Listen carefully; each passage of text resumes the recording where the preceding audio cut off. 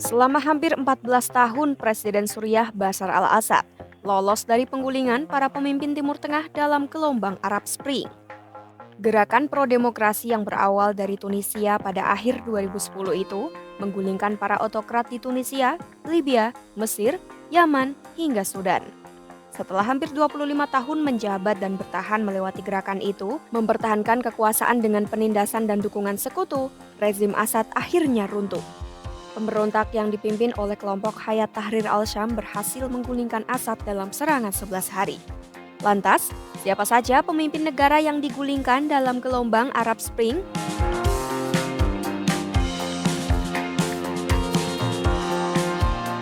Assad menjadi presiden Suriah pada 2000 saat menginjak usia 34 tahun menggantikan sang ayah, Hafiz al-Assad, yang meninggal dunia usai berkuasa 30 tahun. Awalnya ada harapan rezim Bashar akan diwarnai banyak keterbukaan.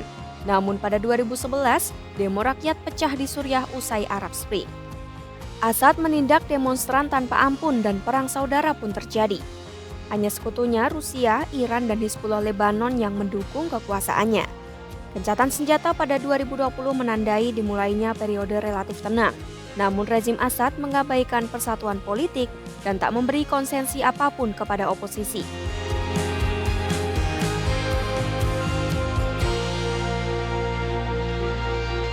Zainal Abidin bin Ali adalah pemimpin pertama yang digulingkan dalam gerakan Arab Spring.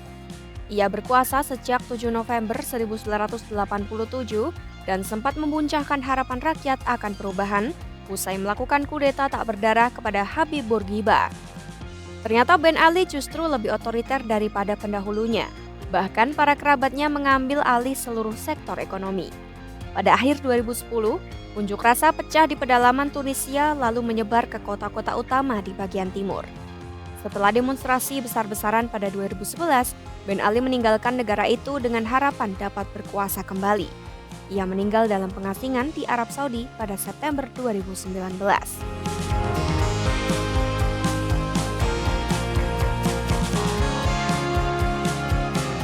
Gaddafi menyatakan diri sebagai pemandu revolusi September 1969 dan berkuasa di Libya selama 42 tahun. Ia dikenal memperjuangkan persatuan Arab dan memakai sumber daya minyak Libya untuk mendukung para sekutu. Di dalam negeri, ia menciptakan sistem demokrasi oleh rakyat tetapi dirinya sendiri yang memimpin.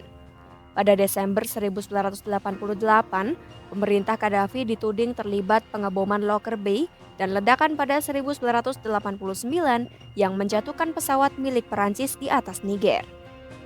Kejadian itu menewaskan ratusan orang dan membuat Libya dikenai embargo sebelum memberikan kompensasi kepada para korban.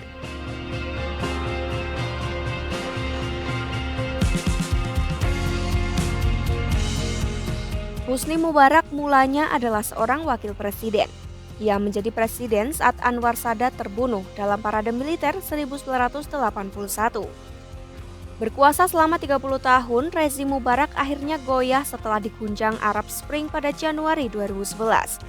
Kala itu, ia dicurigai hendak menyerahkan kekuasaan kepada putranya Ala seperti dinasti Assad di Suriah. Mubarak lalu mengundurkan diri pada Februari 2011 dan diadili atas tuduhan menyebabkan kematian demonstran serta korupsi. Ia kemudian dipenjara namun bebas pada 2017 dan meninggal pada Februari 2020.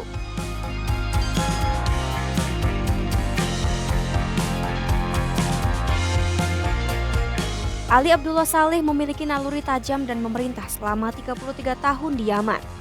Ia selamat dari pemberontakan kelompok minoritas Zaidi yang kemudian dikenal sebagai Houthi.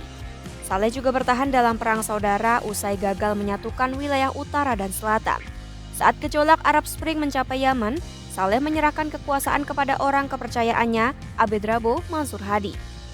Tetapi Saleh masih berusaha berkuasa bahkan bersekutu dengan Houthi dan akhirnya terbunuh pada 2017.